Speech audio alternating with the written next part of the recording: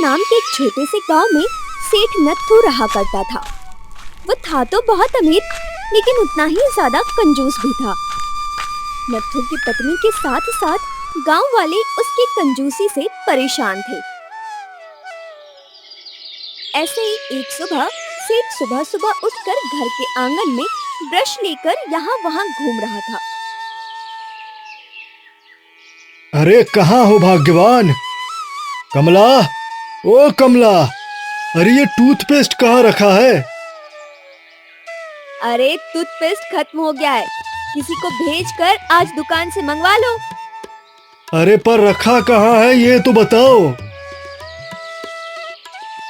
अरे वो गुसल खाने में रखा हुआ है। अरे टूथपेस्ट जब खत्म हो गया है तो उस खाली डब्बे का क्या करोगे? सेठ अपना ब्रश लेकर गुसल खाने में चला जाता है और टूथपेस्ट के प्लास्टिक को कैंची से काटकर थोड़ा बहुत टूथपेस्ट जो प्लास्टिक में लगा था उस प्लास्टिक के हर एक कोने से निकाल लेता है। लो, आज का काम तो चल गया। अब टूथपेस्ट कल ही मंगवाऊंगा।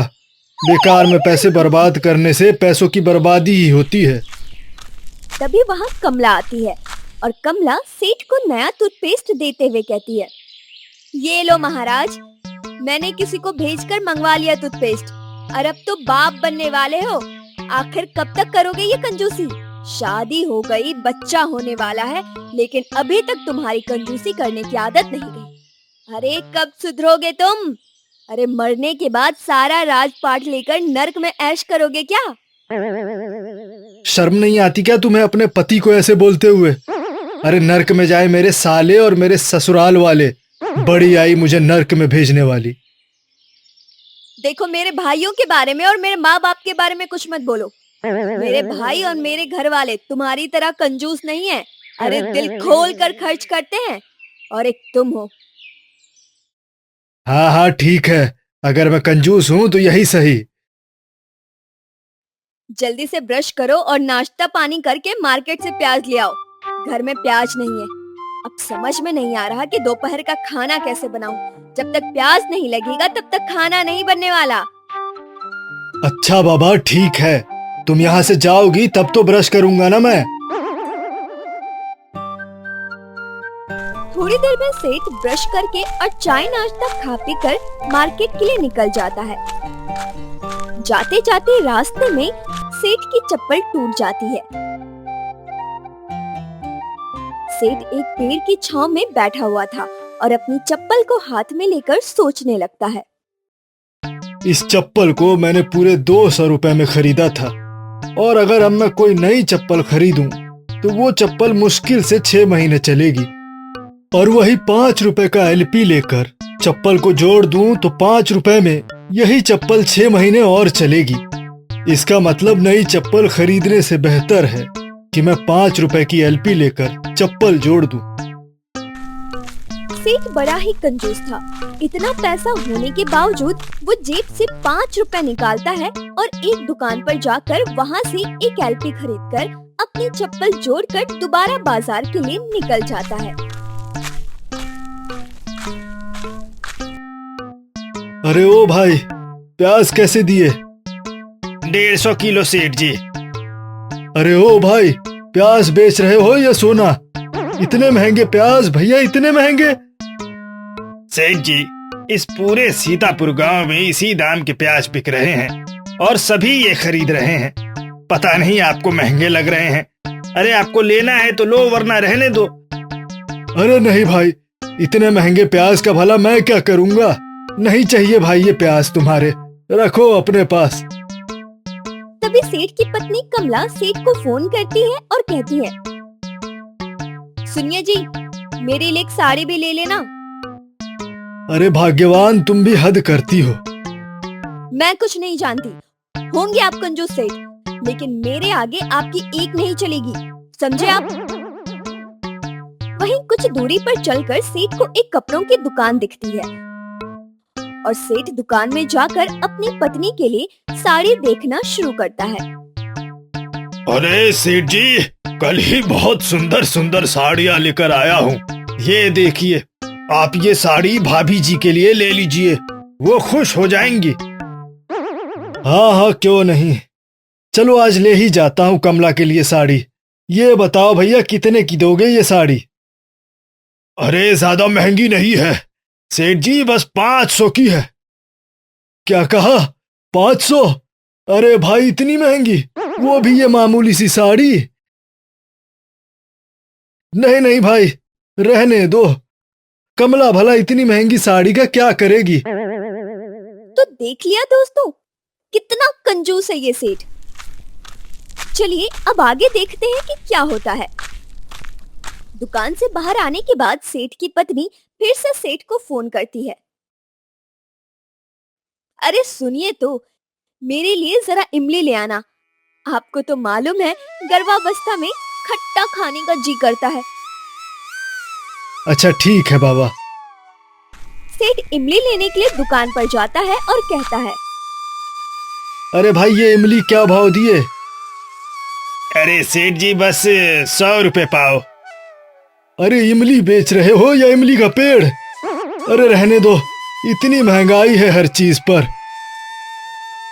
वहीं बगल में एक ठेले पर नींबू बिक रहे थे। सेठ वहां से एक नींबू खरीदता है और अपने घर आ जाता है। अरे आप आ गए,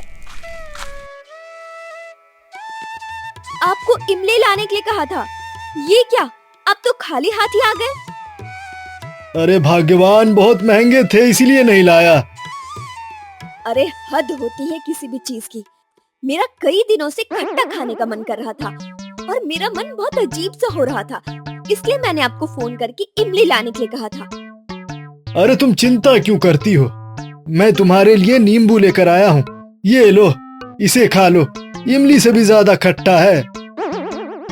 हे भगवान, पता नहीं ये किस आदमी से पाला पड़ गया। हर वक्त तुम्हारी कंजूसी से मैं तंग आ गई हूँ। कमला अपने पति की कंजूसी से तंग आ गई थी। वो कैसे भी अपने पति को सबक सिखाना चाहती थी। ऐसे ही देखते ही देखते कमला का गर्भावस्था का 9वां महीना लग जाता है और एक रात कमला को दर्द शुरू हो जाता है। तब सेठ की आंख खुलती है और वह सोच में पड़ जाता है। मुझे समझ नहीं आ रहा कि कमला को अस्पताल ले जाऊं या घर पर किसी दाई अम्मा को बुला लूं, क्योंकि ये अस्पताल वाले बेकार का लंबा चौड़ा बिल बना देंगे। क्या करूं? सेठ की कंजूसी यहाँ भी खत्म होने का नाम ही नहीं ले रही थी। बेचारी कमला दर्द में तड़प रही थी। अरे कहाँ हो, मुझे जल्दी अस्पताल ले चलो, वरना मैं मर जाऊंगी। फिर बचाते रहना अपने पैसे।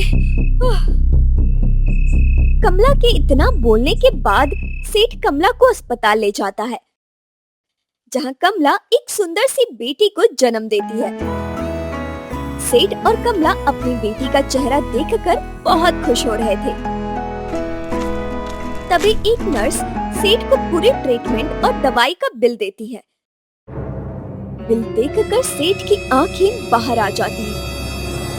हे भगवान, 20,000 का बिल बना दिया इन हॉस्पिटल वालों ने।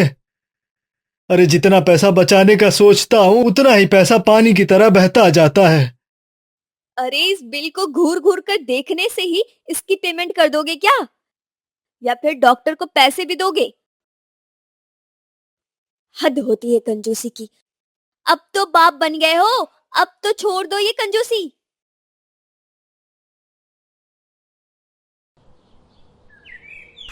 ऐसे ही सेठ अस्पताल से अपनी पत्नी और बेटी को लेकर घर आ जाता है। घर आने के बाद कमला सेठ से कहती है, अच्छा आप खुश तो है ना, क्योंकि हमारी बेटी पैदा हुई है? अरे अरे भाग्यवान, तुम कैसी बातें करती हो। माना कि मैं थोड़ी बहुत कंजूसी कर जाता हूँ, लेकिन इसका मतलब ये नहीं कि मैं लड़का और लड़की में भेदभाव करता हूँ। अरे मेरी बेटी तो मेरे लिए लक्ष्मी है, लक्ष्मी, और उसके लिए मैं सब कुछ करने के लिए तैयार हूँ। बस यही तो सुनना था मुझे आपसे। दरअसल बात यह है कि मैं भगवान से मन्नत मांगती थी कि अगर मेरी बेटी पैदा होती है तो मैं पूरे गांव वालों को दावत दूंगी। दावत का नाम सुनकर सेठ की आंखें फटी की फटी रह जाती है। उसे समझ नहीं आ रहा था कि वो अपनी पत्नी को क्या जवाब दे। तभी सेठ कहता है, क्या कहा तुमने? पूरे गांव वालों को दावत देना चाहती हो? पागल हो क्या तुम? पता भी है पूरे गांव वालों को दावत देने का मतलब है कि मोटा खर्चा। अभी तो आप कह रहे थे आप अपनी बेटी के लिए कुछ भी कर सकते हैं, और फिर खर्च की बात कहाँ से आ गई? मैं तुम्हारी बात समझ रहा हूँ, लेकिन अभी तो तुम्हारी डिलीवरी में इतने पैसे खर्च हुए हैं, उसके बाद पूरे गांव वालों को दावत देना। बात को समझने की कोशिश करो मधु। देखो, मुझे कुछ नहीं पता और मैं अपनी बेटी के मामले में कोई लापरवाही नहीं बरतना चाहती। मैंने भगवान से मन्नत मांगी थी कि अगर मुझे बेटी पैदा होती है तो मैं पूरे गांव वालों को दावत दूंगी। अरे भाग्यवान, अगर मन्नत मांगना ही था तो कुछ ऐसा मांगती जिसमें खर्चा ही नहीं होता। देखिए, मुझे नहीं मालूम, अगर आपने पूरे गांव वालों को दावत नहीं दी तो मैं अपने मायके चली जाऊंगी और हमेशा वहीं रहूंगी। इसके बाद आप अकेले ही रहना, बिना बेटी के और बिना बीवी के। दावत की बात सुनकर सेठ सोच में पड़ जाता है। फिर उसे एक तरकीब सूझती है और वो अपनी पत्नी से कहता है, ठीक है, जैसा तुम्हें सही लगे।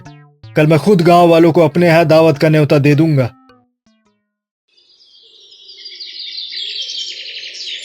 सेठ अपने गांव में घर घर जाकर सभी को अपने यहाँ दावत का न्योता दे आता है।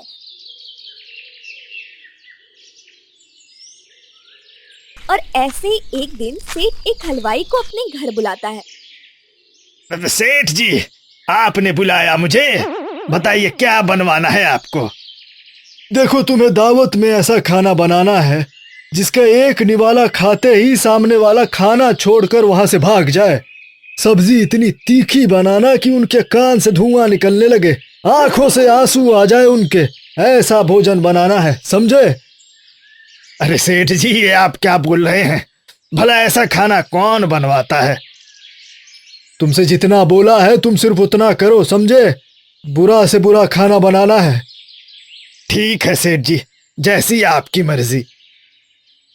ये सभी बातें सेठ की पत्नी चुपके से खड़ी होकर सुन रही थी। अगले दिन सभी गांव वाले सेठ के घर आते हैं। सब एक साथ बैठे होते हैं। तभी उनमें से एक गांव वाला कहता है, अरे भाई, आज तो मजा ही आने वाला है। कंजूस सेठ के घर कभी भोजन करने को मिलेगा, ये किसने सोचा था? भाई वाह, मैं तो पेट भर कर खाऊंगा। हाँ, सही बोल रहे हो। आज लगता है सेठ जी ने बहुत मजेदार मजेदार पकवान बनवाए होंगे। मेरे मुंह में तो ये सोचकर ही पानी आ रहा है भैया। इसके बाद सभी गांव वाले हंसने लगते हैं। तभी वहां पर सेठ आता है। अरे सेठ जी, आज तो हम जी भर कर खाएंगे। हाँ हाँ हाँ, क्यों नहीं भाइयों, अभी थोड़ी देर में तुम्हारे लिए भोजन आता ही होगा। तभी गांव वालों के सामने सेठ का एक नौकर खाने की प्लेट एक एक करके रख देता है। काफी देर इंतजार के बाद, अरे भाई, ना जाने कितनी देर में आएगा भोजन। हाँ भाई, कब से तो इंतजार कर रहे हैं। अब तो पेट में चूहे भी कूदने लगे हैं, अब सब्र नहीं होता भाई। तभी सेठ की पत्नी सबकी थाली में भोजन परोसने लगती है। देखो भाइयों, वैसे तो मुझे पूरा गांव कंजूस कहकर पुकारता है, लेकिन आज मैं अपना दिल खोलकर खर्चा करूंगा। और हाँ, जो भी सारा भोजन खा जाएगा उसे बाद में मैं एक सोने का सिक्का दूंगा। थाली में चावल का एक भी दाना रहना नहीं चाहिए। पूरी थाली चट करनी है तुम्हें। ये बात सुनकर सभी गांव वाले हैरान रह जाते हैं। सभी गांव वाले भोजन खाना शुरू कर देते हैं और थोड़ी देर में गांव वाले अपना अपना भोजन खत्म कर देते हैं, जिसे देख सेठ हैरान हो जाता है। अरे वाह, आज तो सेठ जी आपने मन खुश कर दिया हमारा। सारा भोजन बहुत स्वादिष्ट था। चलिए अब हमारा एक एक सोने का सिक्का तो दे दीजिए। हाँ हाँ सेठ जी, सोने का सिक्का भी दीजिए। हाँ हाँ ठीक है, देता हूँ सोने का सिक्का। तभी सेठ अपनी पोटली में से एक एक सोने का सिक्का सभी गांव वालों को दे देता है, जिसके बाद सभी गांव वाले वहां से बहुत खुश होकर चले जाते हैं। हाय हाय, ये क्या हो गया? मेरे इतने सारे सोने के सिक्के भी चले गए। हाय, लेकिन ये कैसे हो गया? मैंने तो उस हलवाई से बहुत ही गंदा खाना बनाने को कहा था, ना जाने कैसे गांव वालों ने वो भी गटक लिए। अरे चुप हो जाइए। जब आप उस हलवाई से बेकार भोजन बनाने की बात कर रहे थे तो मैंने सब सुन लिया था, इसलिए मैं फिर से हलवाई के पास गई और उसे अच्छा स्वादिष्ट भोजन बनाने के और पैसे दे के आई। और आप ये क्या करने जा रहे थे? घर आए मेहमानों के साथ कोई ऐसा करता है क्या? अरे मेहमान तो भगवान का रूप होते हैं, पर आप उनके साथ ऐसा खराब बर्ताव करने जा रहे थे। आज मुझे खुद पर शर्मिंदगी महसूस हो रही है। अरे सभी गांव वाले कितनी उम्मीद से आपके घर भोजन करने आए थे, और मैं आपकी पत्नी हूँ और ये मेरा कर्तव्य है कि मैं आपको कोई भी गलती ना करने दूं, इसलिए मैंने ये सब किया। अपनी पत्नी की बातें सुन सेठ को अपनी गलती का पछतावा होता है। तुम सही कह रही हो भाग्यवान, तुमने मेरी आंखें खोल दी। मैं अपनी कंजूसी के कारण घर भोजन करने आए मेहमानों के साथ कितना गलत करने जा रहा था, लेकिन तुमने अपनी सूझबूझ से ऐसा नहीं होने दिया। तुम्हारा बहुत बहुत धन्यवाद मेरी प्यारी पत्नी। कमला की सूझबूझ से सेठ नत्थू को समझ में आ जाता है कि पैसे बचाना और कंजूसी करना, इनमें फर्क है।